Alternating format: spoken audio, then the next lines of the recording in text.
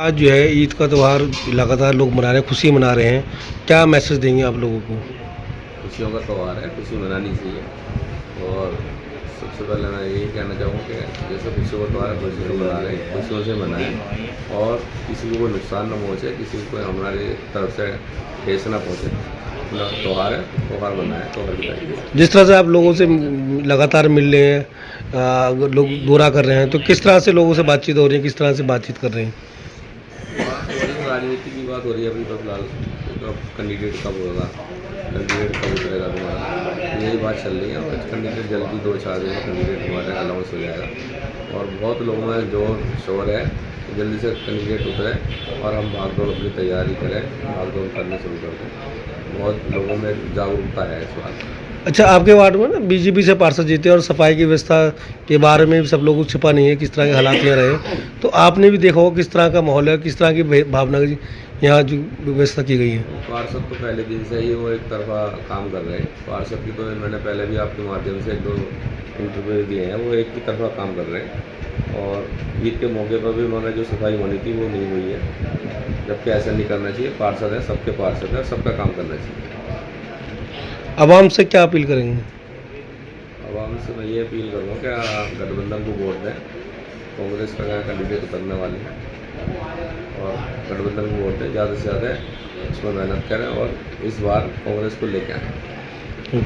ये ईद का त्यौहार है और लगातार लोग खुशियाँ मना रहे हैं।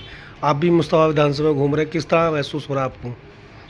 देखिए, जैसे हर साल होता था उसी तरीके से इस साल भी लोगों ने रोज़े रखे। अल्हम्दुलिल्लाह रोज़े सबके अच्छी तरीके से गए और उसके बाद फिर सब लोगों ने बड़ी खुलूस के साथ, बड़ी मोहब्बत के साथ ईद मनाई। हम और अली मंसारी साहब और हमारे सारे ब्लॉक अध्यक्ष, निगम पार्षद भी हमारे, हम सब लोगों ने ईदगाह में सुबह नमाज़ पढ़ी और नमाज़ पढ़ के सब लोगों से मुलाकात करी। पुलिस के जो लोग थे, जो प्रशासन के लोग थे, उनसे भी बात हुई, उनसे मुलाकात हुई।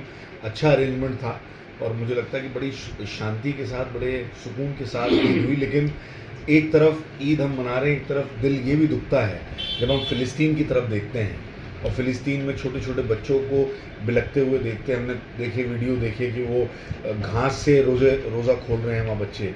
किस तरीके से वहाँ ईद मनाई होगी मुझे नहीं पता। तो ईद मनाई तो है हमने, लेकिन मुझे लगता है कि हिंदुस्तान के अंदर जितने भी लोग हैं जिन्होंने भी ईद मनाई, उनके दिल में ये कसक ज़रूर रही होगी कि फ़िलिस्तीन में जो वो छोटे बच्चे हैं और जो हमारे भाई बहन वहाँ पर हैं, वो ईद नहीं मना पा रहे। मैं परवरदिगार आलम से दुआ करता हूँ इस ईद में कि अल्लाह उनको भी सेहत और ज़िंदगी दे, उनको बचाए और फ़िलिस्तीन आज़ाद हो। और देखिए, दूसरी बात, मैं अपने मुल्क के लिए, हिंदुस्तान के लिए दुआ करता हूँ।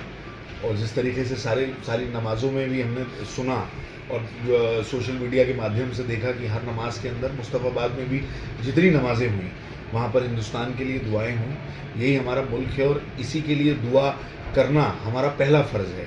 यही बात हम हमेशा कहते आए हैं कि हिंदू, मुस्लिम, सिख, ईसाई की जो एकता है, ये गंगा जमनी तहज़ीब जो है, जिसकी नींव हमारे बुज़ुर्गों ने रखी थी और जिसकी नींव से हमें आज आज़ादी मिली है, वो गंगा जमनी तहज़ीब है।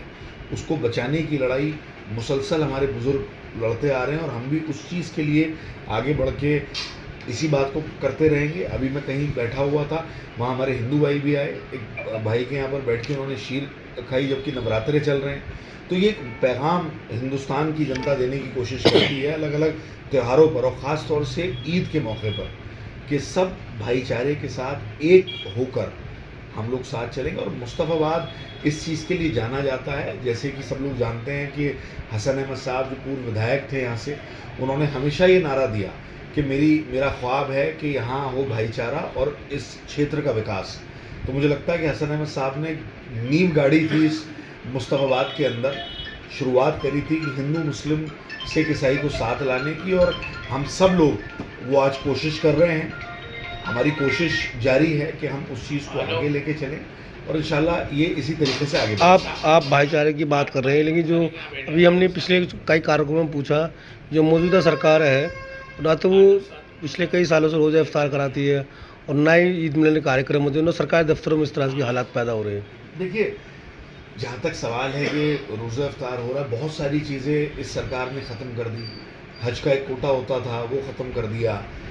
और ये रोज़ा इफ्तार, आप बिल्कुल ठीक कह रहे हैं। मैं तो कह रहा हूँ रोज़ा इफ्तार भी होना चाहिए, होली मिलन समारोह भी होना चाहिए, दिवाली का भी प्रोग्राम होना नहीं, चाहिए। होली मिलन तो वो कराते हैं लेकिन नहीं, ईद मिलन नहीं कराते। बहुत सारी जगहों पे नहीं भी करा रहे। मैं एक बात आगे बढ़ के कह रहा हूँ कि हम ये चाहते हैं, कांग्रेस भी हमेशा ये चाहती थी और करती थी कि सभी धर्मों का सम्मान होना चाहिए, एक तरफ बात नहीं होनी चाहिए।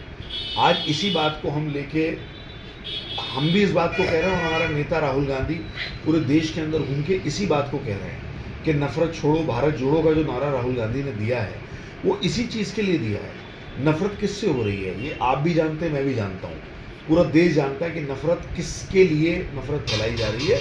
लेकिन मुझे लगता है कि कुछ भी कर लें, समय वक्त एक जैसा नहीं रहता, वक्त बदलता है और वक्त बदलेगा। आप लोकसभा चुनाव नज़दीक है और आप घूम रहे हैं, लोगों से मिल रहे हैं, तो किस तरह का माहौल है यहाँ पर? देखिए बहुत ज़बरदस्त, मैं जहाँ गया, अभी तो खैर ईद के मौके पे मुस्लिम इलाके में गया, लेकिन जब मैं होता हुआ आ रहा था तो कुछ हिंदू भाइयों से भी बात हुई। उन्होंने मुझसे आगे से बढ़ के कहा कि अली भाई कब आपका कैंडिडेट अनाउंस होने वाला है, अब हम चाहते हैं कि सरकार में तब्दीली आए, हमसे गलतियाँ हुई थी और हम बिल्कुल नहीं चाहते कि अब ये भाजपा सरकार दोबारा रिपीट हो। उसने बर्बाद कर दिया, ना युवाओं के पास नौकरियां हैं, महिलाओं की सुरक्षा पे कोई बात नहीं हो रही, गरीब और गरीब होता चला जा रहा है, चंद अमीर बहुत ज़्यादा अमीर होते चले जा रहे हैं। तो कहीं ना कहीं पेट पे लात लग रही है आम जनता के। तो अब धर्म की जो राजनीति भाजपा करती है, मुझे नहीं लगता कि वो इस बार चलने वाली है। आप देखेंगे कि आने वाले वक्त में लोकसभा का जब रिजल्ट आएगा तो चौंकाने वाले नतीजे आएंगे। बहुत शुक्रिया।